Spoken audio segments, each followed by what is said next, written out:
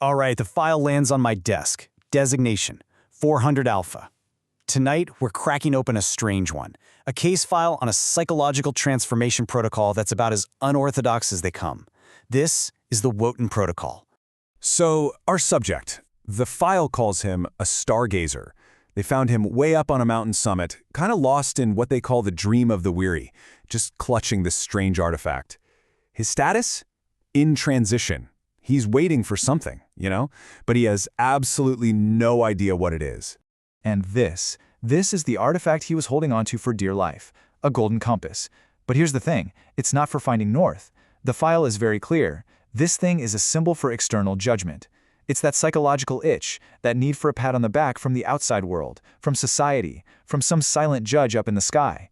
It kept his eyes pointed up, looking anywhere but at himself.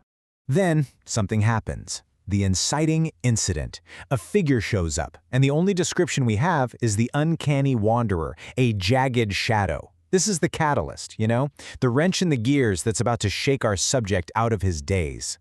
And this wanderer, he doesn't waste time. In one single move, he shatters that compass against the rocks.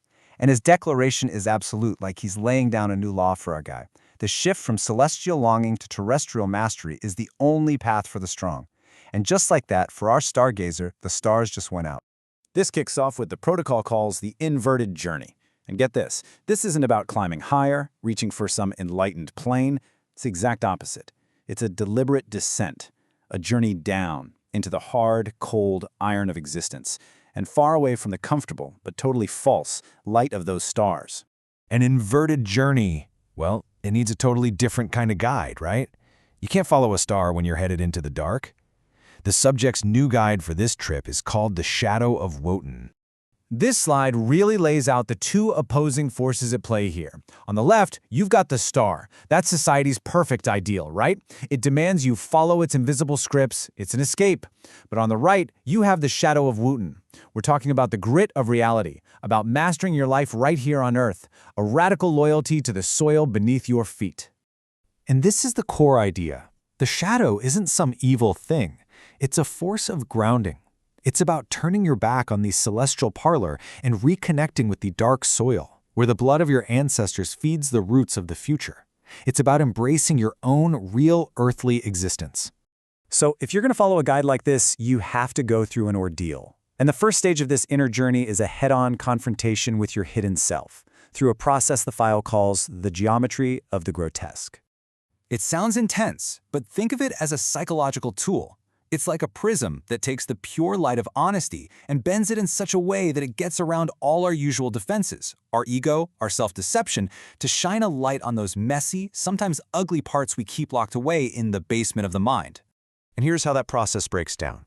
You have to move past all the superficial layers we build up. The polite smiles at work, the carefully curated social media feeds, what the protocol calls the theology of comfort. All those illusions have to be torn down. That's the lion's wrath. So you can finally get to a state of pure, fresh creation, child's play. Now, on this downward path, our subject doesn't just meet a guide. He also comes face to face with a mirror, a reflection of the very force of denial he has to overcome. And this mirror has a name, the Echo of the Dragon. The verdant dragon. It's not some external monster you have to go slay. The file describes it as a fellow traveler on this dark road.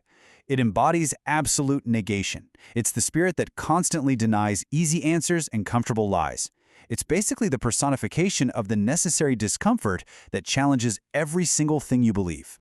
So the purpose of these two figures, the shadow and the dragon, it all becomes crystal clear. They work together to force the subject to face what the file calls ignoble knowledge. All those truths we know deep down but choose to ignore because it's more comfortable?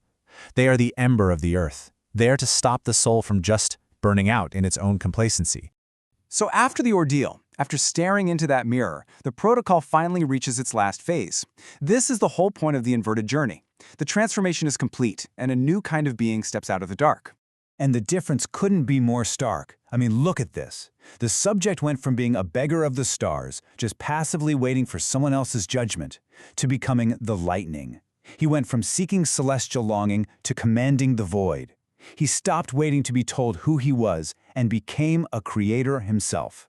And this is the final result, the sovereign of the soil. This is the person who has totally abandoned the need for anyone else's approval. They're not looking up to the heavens for answers anymore. Instead, they pick up the chisel themselves and start carving their own destiny, right into the hard stone of reality. The final assessment from the case file is crystal clear. The protocol worked. The subject's transformation isn't some temporary high. It's permanent, rooted in the very iron of existence he once ran from, forged there beneath the shadow of Wotan. There's nothing more to see here. The stargazer is gone, the sovereign has emerged. The Wotan protocol is complete. Case file closed.